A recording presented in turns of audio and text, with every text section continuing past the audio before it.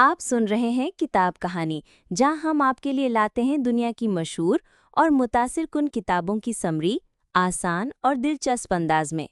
तो आइए शुरू करते हैं आज की समरी। इंट्रोडक्शन। एंटरप्रेन्योर कौन होते हैं? एंटरप्रेन्योर रिस्क लेने वाले, ओवर अचीवर और अपनी लिमिट से बढ़कर काम करना पसंद करने वाले लोग होते हैं। जहां एक तरफ कुछ एंटरप्रेन्योर अपने बिजनेस को मैनेज करने के लिए हेल्दी अप्रोच लेते हैं, तो दूसरी तरह ज्यादातर ठीक इसका उल्टा करते हैं। ये लोग फाइनेंशियल इंडिपेंडेंस पाने के लिए अपना बिजनेस शुरू करते हैं, लेकिन अपना टाइम, एनर्जी और खुशी खोकर यहीं अटक जाते हैं। अगर अब आपका बिजनेस एंजॉयबल नहीं रहा है, तो आपके पास दो ऑप्शन हैं। या तो आप हर दिन खुद को थकाते हुए आगे बढ़ते रह सकते हैं, जो धीरे धीरे आपको और आपके पूरे जीवन को डाउनफॉल की तरफ ले जाएगा। इससे आपका हेल्थ, करियर, पर्सनल लाइफ और मेंटल हेल्थ पूरी तरह बर्बाद हो जाएगा। दूसरा ऑप्शन है रुकना और फिर अलग अप्रोच के साथ आगे बढ़ना। इस समरी में दूसरे अप्रोच के बारे में बताया गया है, जो है फ्रीडम यानी आज़ादी। इसमें आप अपनी खोई हुई खुशी और टाइम को वापस पाने, दूसरों को काम सौंपने और अपने बिजनेस का स्केल बढ़ाना सीखेंगे। अगर आप डेली कम वैल्यू वाले टास्क करने में फंस गए हैं, तो ये समरी आपको इससे बाहर निकलने का रास्ता दिखाएगी। तो क्या आप अपने लाइफ का कंट्रोल वापस अपने हाथ में लेने के लिए तैयार हैं? How I buy back my life. Entrepreneur सबसे ज्यादा स्ट्रगल टाइम मैनेजमेंट के साथ करते हैं। ऐसा इसलिए नहीं होता क्योंकि उन्हें अपना टाइम मैनेज करना नहीं आता है, बल्कि इसलिए होता है क्योंकि वो जितनी चीज़ों को हैंडल कर सकते हैं, उससे ज़्यादा चीज़ों को हैंडल करने की कोशिश करते हैं। उन्हें लगता है कि उनके जितना अच्छा काम कोई दूसरा नहीं कर सकता, इसलिए वो अपने ऊपर ज़्यादा से ज़्यादा जिम्मेदारियां लेते रहते हैं, जब तक कि वो पूरी तरह से थक नहीं जाते। ज़रूरत से ज़्यादा काम करने का प्रेशर फिजिकल और मेंटल हेल्थ के साथ साथ रिलेशनशिप को भी नुकसान पहुंचा सकता है। ज़्यादा देर तक काम करना अच्छी लाइफ की गारंटी नहीं देता है। अगर आप हमेशा थके हुए रहते हैं और आपके अंदर एंजॉय करने की ताकत ही नहीं है, तो क्या ऐसी सक्सेस का कोई मतलब होगा? जब एंटरप्रेन्योर ज़्यादा प्रेशर को हैंडल नहीं कर पाते हैं, तो वो पेन लाइन पर पहुंच जाते हैं। पेन लाइन तब आती है जब आपको एहसास होता है कि अपने मेंटल, फिजिकल और इमोशनल स्टेट को बचाने के लिए चीज़ों को बदलने की ज़रूरत है। ऐसा तब होता है जब आप अपने काम को एंजॉय करना बंद कर देते हैं और अपने काम के गुलाम बन जाते हैं। एंटरप्रेन्योर इस चैलेंज को अलग तरह से हैंडल करते हैं। कुछ इस दबाव से छुटकारा पाने के लिए अपनी कंपनी बेचकर भाग जाते हैं, और कुछ अपने पैशन को फिर से जगाने के लिए बड़े और रिस्की कदम उठाते हैं, बिना ये जाने कि ऐसा करने से वो अपने ऊपर और ज़्यादा प्रेशर डाल रहे हैं और इससे उनकी प्रॉब्लम सॉल्व नहीं होगी। वो बिना सोचे एक नया प्रोडक्ट लॉन्च कर देते हैं। लेकिन बुद्धिमान entrepreneur buy back principle use करते हैं। ये प्रिंसिपल एंटरप्रेन्योर को अपना बिजनेस खोए बिना टाइम को कंट्रोल करने में मदद करता है। अपनी कंपनी को बेचने के बजाय आपको कम वैल्यू वाले कामों को हैंडल करने के लिए लोगों को हायर करना चाहिए। ऐसे काम जिन्हें दूसरे भी हैंडल कर सकते हैं, उन पर अपनी एनर्जी बर्बाद करना बंद कीजिए। अपनी एनर्जी को क्रिएटिव और इम्पॉर्टेंट जिम्मेदारियां, जिन्हें सिर्फ आप पूरा कर सकते हैं, करने के लिए बचा कर रखिए। सबसे पहले अपने सारे कामों की एक लिस्ट बनाइए। उसके बाद उन कामों को चूज कीजिए जिन्हें आप दूसरों को दे सकते हैं।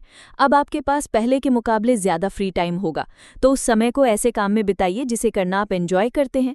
इस प्रोसेस को तब तक रिपीट करते रहिए जब तक आपको एक ऐसा सिस्टम नहीं मिल जाता जो आपके बिजनेस और आपकी पर्सनल लाइफ के लिए अच्छे से काम कर सके। एग्जाम्पल के लिए स्टुअर्ट दूसरे एंटरप्रेन्योर की तरह पैशनेट और इंस्पायर्ड थे।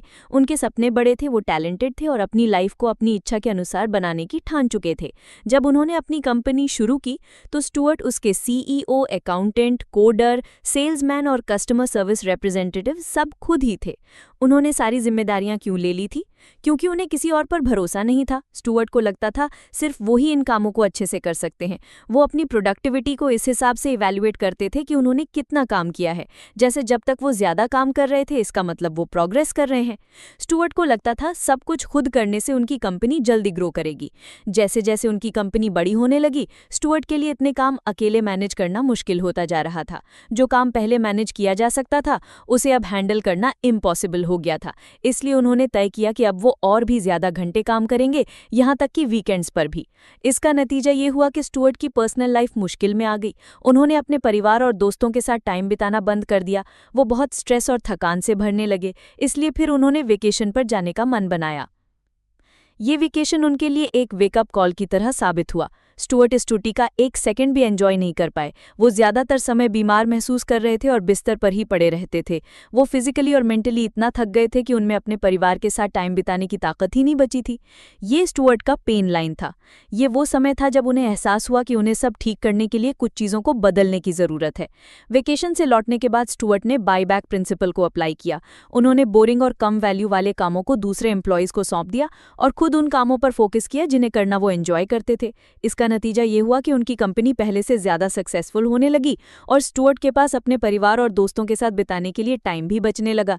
इसलिए अगर आप जितना काम हैंडल कर सकते हैं उससे ज़्यादा कर रहे हैं तो अपने पेन लाइन तक पहुंचने से पहले आपको रुक जाना चाहिए। अपनी प्रायोरिटी को फिर से रीइवैल्यूएट कीजिए। जो काम ज़रूरी नहीं है उन्हें दूसरों को दे दीजिए और आपको जो फ्री टाइम मिला है उसमें अपनी आज़ादी को सेलिब्रेट कीजिए। द 5 टाइम असासिन्स कहते हैं कि एंटरप्रेन्योर चैलेंजेस को कैसे हैंडल करते हैं। इनमें से कुछ तो प्रेशर में भी फलते फूलते रहते हैं और कामयाब भी होते हैं। ये कॉन्फिडेंट एंटरप्रेन्योर मुसीबत आने के बावजूद भी अपने बिजनेस को आगे बढ़ाते रहते हैं और अपनी लाइफ को एंजॉय भी करते हैं। लेकिन कुछ स्ट्रगल करते रहते हैं जिसके कारण वो नुकसान पहुंचाने वाला बिहेवियर डेवलप कर लेते हैं।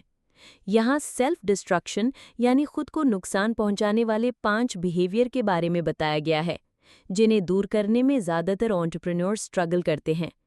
इन डिस्ट्रक्टिव बिहेवियर को 5 टाइम असैसिन्स कहा जाता है।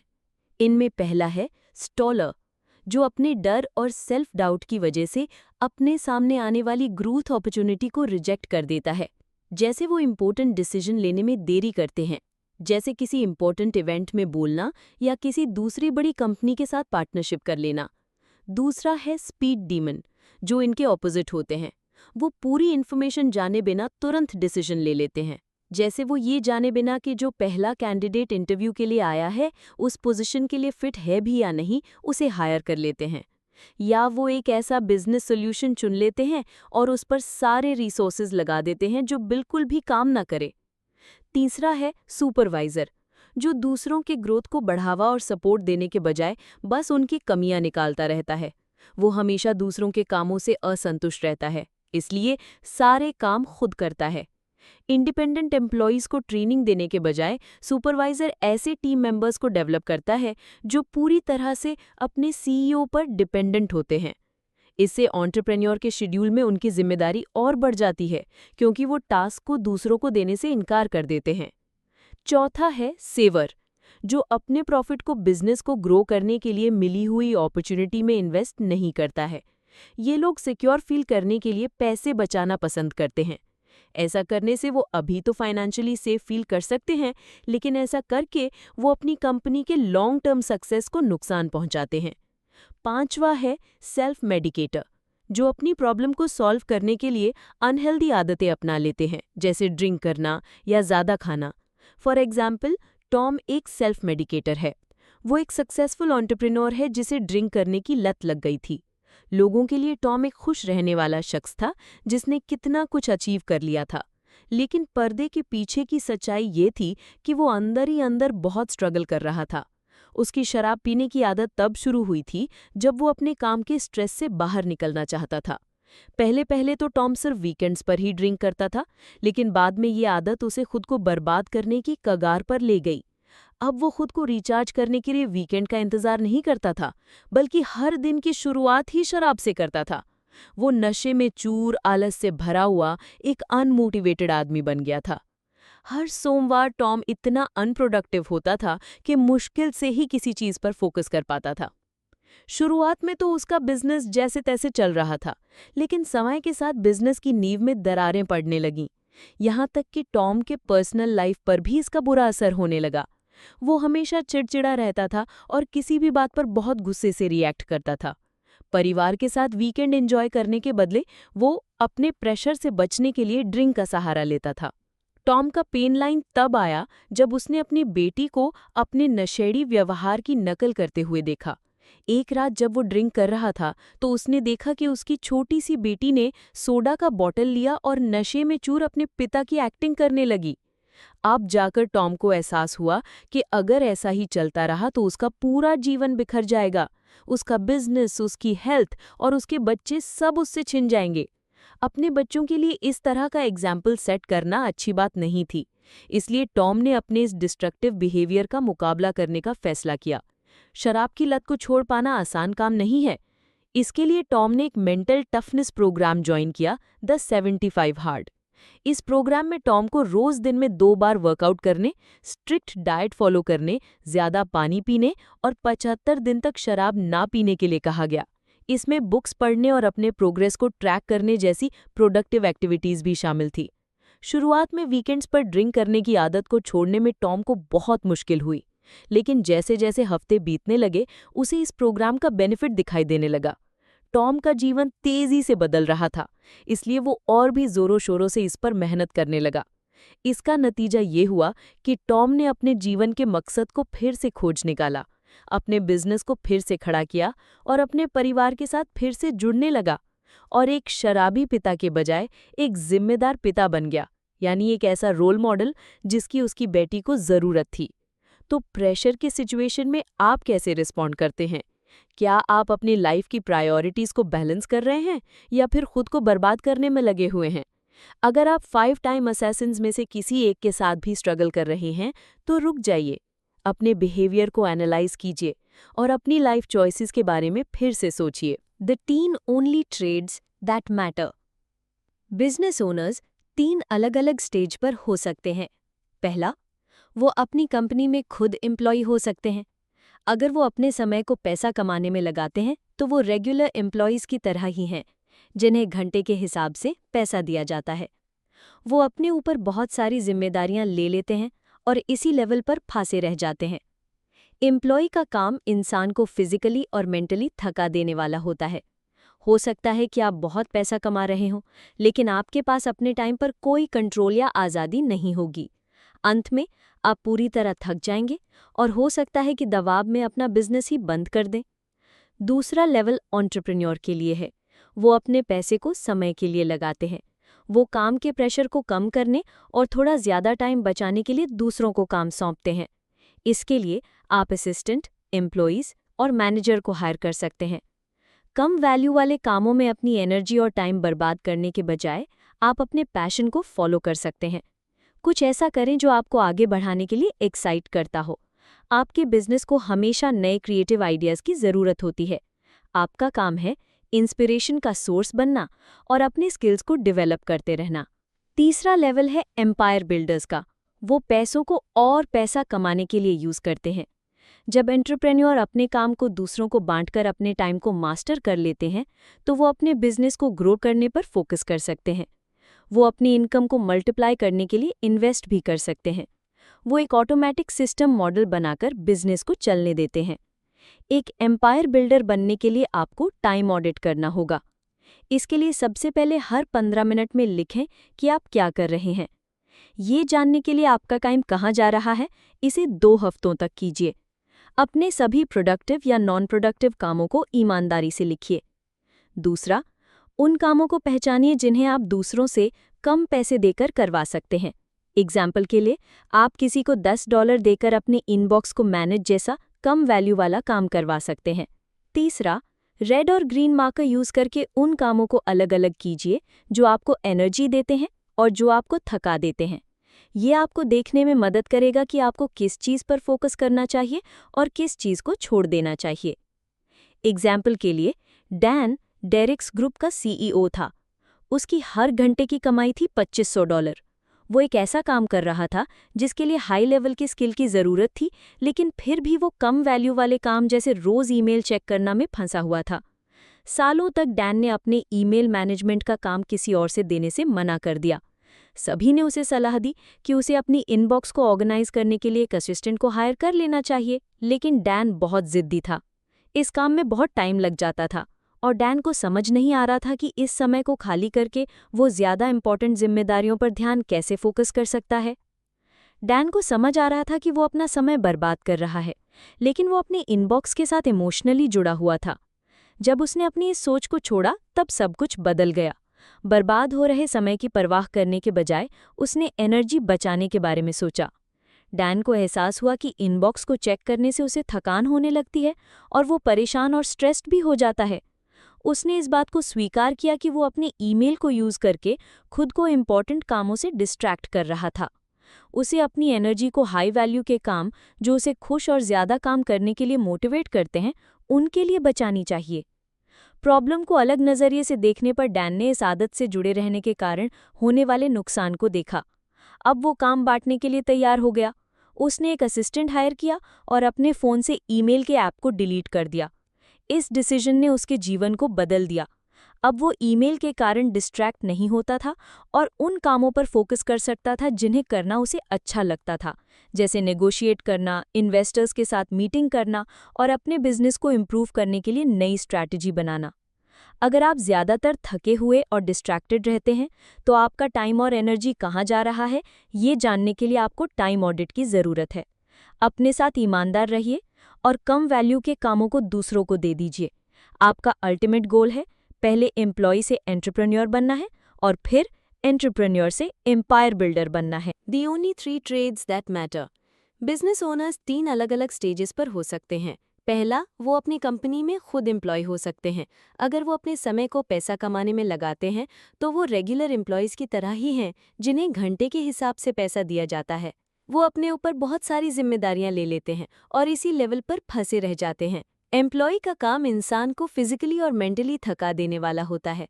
हो सकता है कि आप बहुत पैसा कमा रहे हों, लेकिन आपके पास अपने टाइम पर कोई कंट्रोल या आज़ादी नहीं होगी।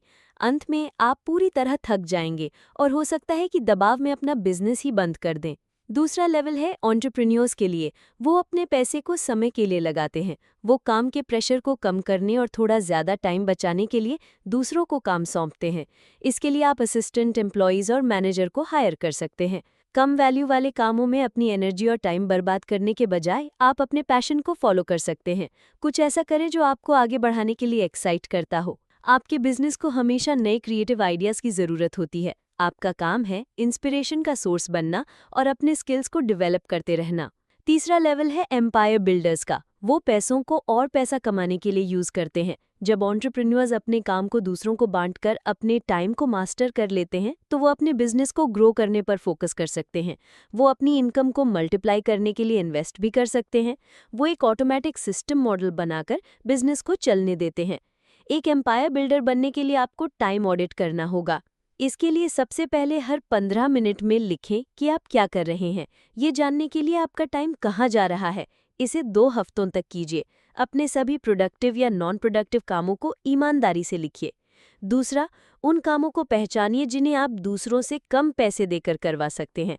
एग्जाम्पल के लिए आप किसी को $10 देकर अपने इनबॉक्स को मैनेज करने जैसे कम वैल्यू वाले काम करवा सकते हैं। तीसरा, रेड और ग्रीन मार्कर यूज करके उन कामों को अलग अलग कीजिए जो आपको एनर्जी देते हैं और जो आपको थका देते हैं। ये आपको देखने में मदद करेगा कि आपको किस चीज़ पर फोकस करना चाहिए और किस चीज़ को छोड़ देना चाहिए। एग्जाम्पल के लिए डैन बेरिक्स ग्रुप का CEO था। उसकी हर घंटे की कमाई थी $2500।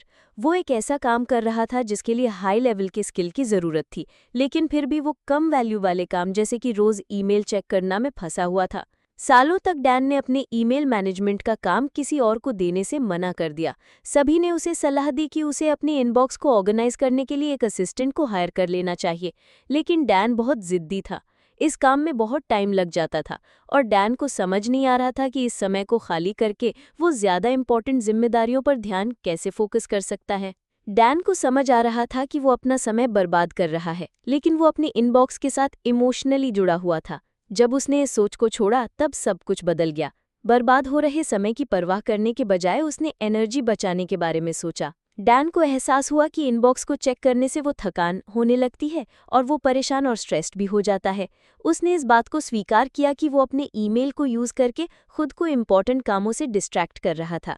उसे अपनी एनर्जी को हाई वैल्यू के काम जो उसे खुश और ज़्यादा काम करने के लिए मोटिवेट करते हैं, उनके लिए बचानी चाहिए। प्रॉब्लम को अलग नज़रिए से देखने पर डैन ने इस आदत के साथ जुड़े रहने के कारण होने वाले नुकसान को देखा। अब वो काम बांटने के लिए तैयार हो गया। उसने एक असिस्टेंट हायर किया और अपने फ़ोन से ईमेल के ऐप को डिलीट कर दिया।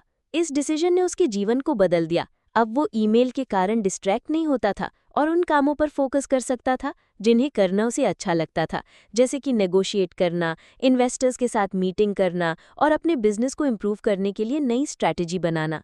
अगर आप ज़्यादातर थके हुए और डिस्ट्रैक्टेड रहते हैं तो आपका टाइम और एनर्जी कहाँ जा रहा है, ये जानने के लिए आपको टाइम ऑडिट की ज़रूरत है। अपने साथ ईमानदार रहिए और कम वैल्यू के कामों को दूसरों को दे दीजिए। आपका अल्टीमेट गोल है पहले एम्प्लॉय से एंटरप्रेन्योर बनना है, फिर एंटरप्रेन्योर से एम्पायर बिल्डर बनना है। बिल्डिंग प्लेबुक्स। दो तरह के बिजनेस होते हैं जिन्हें स्केल यानी बढ़ाया जा सकता है और दूसरा जिन्हें स्केल नहीं किया जा सकता। स्केलेबल बिजनेस बिना कॉस्ट, एफर्ट और टाइम को बढ़ाए भी ग्रो कर सकता है। वो नए कस्टमर्स को भी अट्रैक्ट कर सकता है और अपने आप ज़्यादा रेवेन्यू भी जनरेट कर सकता है। स्केलेबल बिजनेस इफेक्टिव सिस्टम पर चलता है। जब हर टास्क को एफिशिएंट तरीके से लगातार किया जाता है तो उससे सेम अच्छा रिजल्ट ही मिलता है। जब किसी टास्क के सिस्टम को ऑटोमेटिक कर दिया जाता है तो उसे कोई भी कर सकता है। इस तरह सीईओ या मैनेजर के ना होने पर भी ऐसे बिजनेस के काम पर कोई असर नहीं पड़ता है और सब कुछ स्मूथली चलता रहता है। बिजनेस ऑपरेशन को सिस्टमाइज करने के लिए प्लेबुक्स या स्टैंडर्ड ऑपरेटिंग प्रोसीजर्स यूज किया जाता है। ये वो डॉक्यूमेंट हैं जो किसी काम या प्रोसेस को पूरा करने के लिए किए जाने वाले इंपॉर्टेंट स्टेप्स के बारे में बताते हैं। प्लेबुक एक ऐसा गाइड है जिसे सेम रिजल्ट पाने के लिए कोई भी यूज कर सकता है। हर प्लेबुक में कुछ इंपॉर्टेंट एलिमेंट्स होते हैं। पहला, आपके पास एक कोर्स होना चाहिए जिसमें ज़्यादा डिटेल के सभी इंपॉर्टेंट स्टेप्स शामिल होने चाहिए। दूसरा, आपको एक केडेंस या किसी टास्क को करने की फ्रीक्वेंसी ऐड करनी होगी। जैसे किसी टास्क को डेली, वीकली, मंथली या साल में एक बार किया जा सकता है। तीसरा, हर प्लेबुक में एक चेकलिस्ट होना चाहिए। ये एक ऐसी लिस्ट है जिसमें किसी काम को पूरा करने के लिए ज़रूरी सभी एक्शन के बारे में लिखा होता है। चेकलिस्ट के ज़रिए इस बात का पता लगाया जा सकता है कि क्या किया जा चुका है और क्या करना बाकी है। आप कैमकॉर्डर मेथड यूज़ करके आसानी से प्लेबुक क्रिएट कर सकते हैं। कोई टास्क करते समय अपने कई वीडियो रिकॉर्ड कीजिए और उसके बाद इन वीडियो को देखकर वो सभी स्टेप्स लिखें जिन्हें आपने फॉलो किया है। आपको इसे खुद करने की ज़रूरत नहीं है। अगर आपके पास टाइम नहीं है तो आप अपने असिस्टेंट से अपने बिजनेस ऑपरेशन के लिए प्लेबुक्स बनाने के लिए कह सकते हैं। एग्जाम्पल के लिए, पीटर ने अपने बिजनेस की प्रॉब्लम को सॉल्व करने के लिए एक प्लेबुक बनाया। वो एक प्लम्बर था और अपने छोटे से बिजनेस में लगभग हर काम खुद ही करता था। जैसे जैसे उसका बिजनेस बढ़ रहा था, उसके लिए इन जिम्मेदारियों को पूरा करना मुश्किल होता जा रहा था। पीटर को जितने ज़्यादा क्लाइंट मिलते थे उसे उतना ही ज़्यादा काम करना पड़ता था। उसे इनवॉइस बनाने में, कस्टमर्स के सवालों का जवाब देने में और अधूरे कामों को पूरा करने में घंटों लग जाते थे।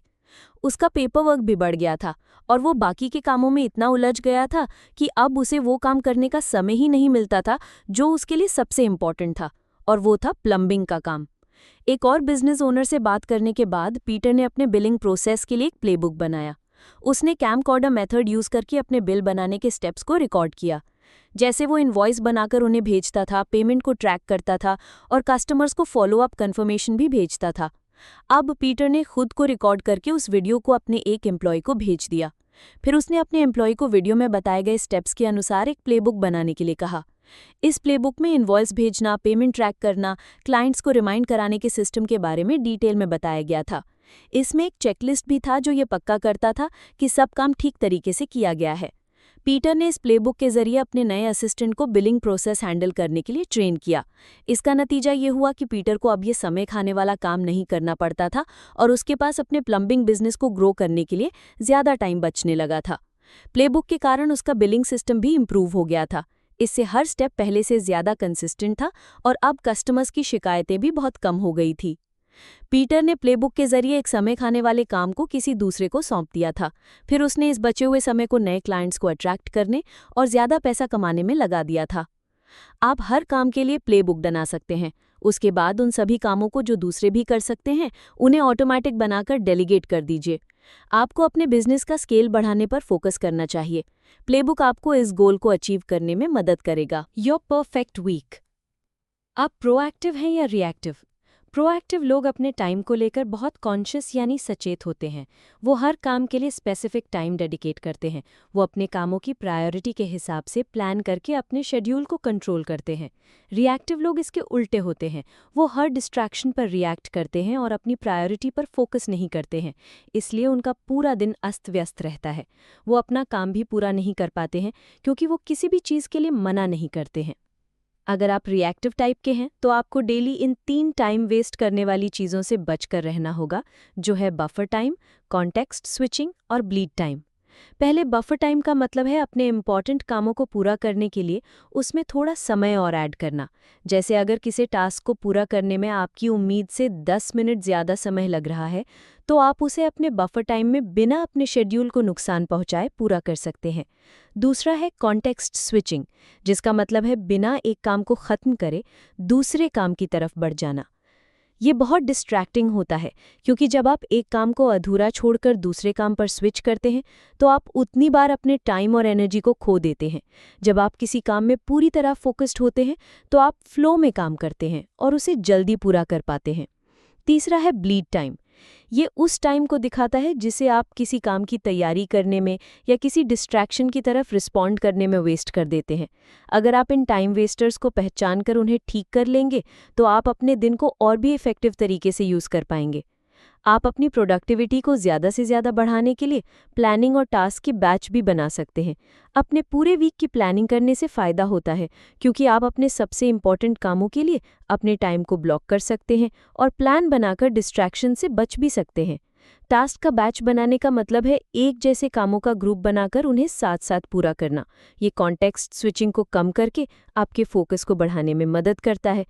आप परफेक्ट वीक मेथड को फॉलो करके वीकली शेड्यूल भी क्रिएट कर सकते हैं, जो आपकी प्रायोरिटी और एनर्जी लेवल को दिखाता हो। इसकी शुरुआत टाइम और एनर्जी ऑडिट करके कीजिए। इस बात को नोटिस कीजिए कि पूरे दिन में आप सबसे ज़्यादा प्रोडक्टिव और एनर्जी से भरे हुए कब होते हैं। उसके बाद इसके हिसाब से अपने वीक को डिज़ाइन कीजिए। अपने सबसे इम्पॉर्टेंट काम उस समय कीजिए जब आपका एनर्जी लेवल सबसे ज़्यादा होता है, और दिन के ख़त्म होने तक फ़ोन कॉल्स को इग्नोर कीजिए। अनएक्सपेक्टेड डिस्ट्रैक्शंस की भरपाई करने के लिए बफर टाइम ऐड कीजिए और एक जैसे कामों को एक बैच में रखिए। फाइनली अपने शेड्यूल पर कमिटेड रहिए। आपका परफेक्ट प्लान सिर्फ तभी काम करेगा जब आप उसे सीरियसली फॉलो करेंगे। एग्जाम्पल के लिए रेचल एक बुटीक की ओनर थी जिसके ऊपर बहुत सारी जिम्मेदारियां थी। वो एक बिजनेस ओनर, वाइफ और माँ सभी की जिम्मेदारियां निभा रही थी, जिन्हें बैलेंस करना बहुत चैलेंजिंग था। रेचल एक फिटनेस फ्रीक भी थी जो 75 हार्ड प्रोग्राम ज्वाइन करना चाहती थी। इस प्रोग्राम में स्ट्रिक्ट डाइट फॉलो करना, वर्कआउट शेड्यूल बनाना और डेली ढेर सारा पानी पीना शामिल था। इस प्रोग्राम के प्रति कमिटेड रहना बेहद ज़रूरी था, वरना एक दिन भी मिस हो जाने पर रेचल को दोबारा इसे डे 1 से शुरू करना पड़ता। रेचल जानती थी कि वो इस प्रोग्राम को ज्वाइन नहीं कर पाएगी, क्योंकि वो हमेशा डिस्ट्रैक्टेड रहती थी।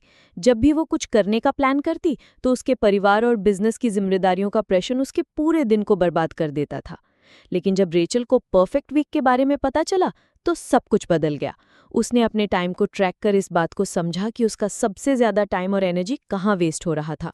फिर उसने 75 हार्ड चैलेंज के लिए अपने टाइम को ब्लॉक कर दिया।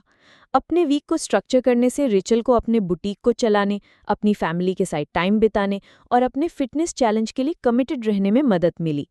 ज़्यादा जिम्मेदारियां होने का मतलब ये नहीं है कि आप उन्हें बैलेंस नहीं कर सकते हैं। आपको सिर्फ अपने टाइम को ऑडिट करके टाइम वेस्टर्स को अवॉइड करने और अपने आने वाले हफ्ते को पहले से प्लान करने की ज़रूरत है। The only 4 time hacks you need। सभी हैक्स प्रोडक्टिव नहीं होते। हैक का मतलब है किसी प्रॉब्लम का क्विक सोल्यूशन। हालांकि ये कुछ समय के लिए तो चीज़ों को फिक्स कर सकता है, लेकिन किसी प्रॉब्लम को जड़ से ठीक करने के लिए ध्यान से सोचने और प्लानिंग करने की ज़रूरत होती है। बिजनेस के लिए कुछ हैक्स ही काम आते हैं। इस चैप्टर में बिजनेस के ग्रोथ के लिए सबसे वैल्यूएबल 4 हैक्स के बारे में बताया जाएगा। इनमें सबसे पहला है $50 मैजिक पिल, जिसमें किसी बिजनेस प्रॉब्लम को इंडिपेंडेंटली यानी खुद सॉल्व करने के लिए किसी एम्प्लॉय को थोड़ा पैसा दिया जाता है। ये स्ट्रैटेजी एम्प्लॉयज़ को प्रॉब्लम को सॉल्व करने की प्रोसेस में एक्टिव होकर शामिल होने के लिए मोटिवेट करती है। एग्जाम्पल के लिए, सारा आपकी कंपनी में एक एम्प्लॉय है। एक दिन उसने नोटिस किया कि प्रिंटर काम नहीं कर रहा था, जिसकी वजह से बिजनेस के कामों को पूरा करने में देरी हो रही थी। अपने मैनेजर से इजाज़त लेने का इंतज़ार करने के बजाय सारा ने $50 का इस्तेमाल करके प्रिंटर को ठीक करवा लिया। उसे अपने बॉस को कोई फॉर्म भरकर नहीं देना पड़ा और वो तुरंत एक रिपेयर शॉप में चली गई। इसका नतीजा ये हुआ कि ऑफिस के काम उसी दिन पूरे हो पाए। अगर इस ऑफिस में $50 मैजिक पिल की स्ट्रैटेजी यूज़ नहीं की जाती तो सारा को एक नए प्रिंटर के लिए मैनेजर के ऑर्डर देने तक इंतज़ार करना पड़ता, जिससे प्रोडक्टिव वर्क करने वाले कई दिन वेस्ट हो जाते। दूसरा, आप sync meetings with a repeat agenda strategy use कर सकते हैं। ये मीटिंग्स लीडर और उनके असिस्टेंट डिसाइड करते हैं और ये रेगुलर और स्ट्रक्चर्ड होते हैं। इन मीटिंग्स में डेली के टास्क्स और फ्यूचर की रिस्पॉन्सिबिलिटी के बारे में डिस्कस किया जा सकता है। एग्जाम्पल के लिए, आप अपने असिस्टेंट के साथ डेली मीटिंग रख सकते हैं जिसमें आप अपने कैलेंडर को चेक कर सकते हैं, किए गए काम को रिव्यू कर सकते हैं और अगले दिन या अगले हफ्ते क्या करने की ज़रूरत है उसके बारे में डिस्कशन कर सकते हैं। आप इस एजेंडा को हर दिन इस्तेमाल करके अपने असिस्टेंट को ये समझा सकते हैं कि आप कैसे सोचते हैं और किस तरह से डिसीजन लेते हैं, ताकि आगे चलकर आपका असिस्टेंट इन कामों को बिना आपके भी हैंडल कर सके। तीसरा, ये डिफाइन करें कि क्या हो चुका है या क्या किया गया है। क्या चीज़ किसी काम को कंप्लीट करती है, ये समझने के लिए डेफिनेशन ऑफ डन को समझना ज़रूरी है। जब सीईओ किसी काम को डेलीगेट करते हैं तो डीओडी एम्प्लॉयज़ को ठीक वैसे ही टास्क को एग्जीक्यूट करने में मदद करता है जैसे कि सीईओ चाहते हैं। इससे कोई गलतफहमी नहीं होती है और सिर्फ हाई क्वालिटी का काम और इफेक्टिव कम्युनिकेशन होता है। फाइनली, 1:3:1 रूल प्रॉब्लम सॉल्व करने के प्रोसीजर को सिंपल बनाता है। इस स्ट्रैटेजी में कहा जाता है कि जब एम्प्लॉयज़ किसी प्रॉब्लम का सामना करते हैं तो उन्हें उसके लिए 3 सॉल्यूशन डेवलप करने चाहिए और उनमें से बेस्ट को चुनकर अपने लीडर को दिखाना चाहिए। एग्जाम्पल के लिए, अगर एक टीम किसी प्रोजेक्ट को ख़त्म नहीं कर पा रही है तो सबसे पहले उन्हें समझना चाहिए कि आखिर प्रॉब्लम है क्या। उसके बाद उन्हें दिमाग लगाकर 3 सॉल्यूशन निकालना चाहिए और फिर सबसे इफेक्टिव सॉल्यूशन को चूज करके उसके बारे में अपने सीईओ से डिस्कस करना चाहिए। अगर आप इन 4 स्ट्रैटेजीज को यूज करना चाहते हैं तो इन्हें हैक्स मत कहिए। अगर आप अपने एम्प्लॉय से कहेंगे कि उन्हें कुछ नए हैक्स को फॉलो करना है तो वो इसे सीरियसली नहीं लेंगे। हैक शब्द इनफॉर्मल है और दिखाता है कि वो स्ट्रैटेजी बस एक टेम्पररी सॉल्यूशन है। दूसरी ओर, स्ट्रैटेजी डिसिप्लिन और कमिटमेंट को प्रमोट करती है। अपने एम्प्लॉयज़ को बताइए कि आप उनसे क्या उम्मीद करते हैं और उनके प्रोग्रेस को सपोर्ट कीजिए। एक लीडर के रूप में आपको अपने ईगो को भी छोड़ना होगा। लीडर्स को लगता है कि बिजनेस में आने वाले प्रॉब्लम्स को सॉल्व करना बस उनकी जिम्मेदारी है, लेकिन ये सोच इंडिपेंडेंस को बढ़ावा नहीं दे पाएगी और ना ही दूसरों को काम सौंपने के प्रोसेस को आसान बना पाएगी। आपको अपने एम्प्लॉयज़ को सपोर्ट करना चाहिए, लेकिन उन्हें ग्रो करने के लिए स्पेस भी देना चाहिए। इस चैप्टर में बताई गई स्ट्रैटेजीज को यूज करके आप अपने एम्प्लॉयज़ को पहल करने या खुद आगे आने के लिए इनकरेज कर सकते हैं। आप अभी भी फाइनल रिजल्ट को सुपरवाइज कर सकते हैं, लेकिन आपको हर टास्क की पूरी जिम्मेदारी देने की ज़रूरत नहीं है। आपका मकसद अपने शेड्यूल में ज़्यादा से ज़्यादा एनर्जी और टाइम फ्री करने का होना चाहिए। अगर आप अपने ईगो को नहीं छोड़ेंगे तो आप कुछ भी डेलीगेट या आउटसोर्स नहीं कर पाएंगे। एक एम्प्लॉय की तरह सोचना बंद करके एक एम्पायर बिल्डर की तरह सोचिए। अपने लोगों पर भरोसा कीजिए और उन्हें गलतियां करने दीजिए। इसी तरह वो सीखेंगे और आपकी टीम के पावरफुल मेंबर बनेंगे। जरा सोचिए, अगर आपकी टीम का हर मेंबर अपना काम अच्छी तरह से करता है, प्रॉब्लम्स को इंडिपेंडेंटली खुद सॉल्व कर लेता है, अपने शेड्यूल को मैनेज करता है, तो आपकी कंपनी कितना ज़्यादा ग्रो करने लगेगी। इसलिए अपने ईगो को छोड़िए और इन 4 स्ट्रैटेजीज को फॉलो करके अपने समय को वापस हासिल कर लीजिए। अगर आपको ये समरी पसंद आई हो तो वीडियो को लाइक करें, शेयर करें और चैनल को सब्सक्राइब करना ना भूलें, ताकि आपको हर नई वीडियो की बरवक्त इत्तला मिलती रहे। आप नीचे कमेंट्स में हमें ये भी बता सकते हैं कि अगली वीडियो में आप किस किताब की समरी सुनना चाहते हैं। इल्म बांटिए, सोच बदलिए। अगली वीडियो तक के लिए इजाज़त दीजिए।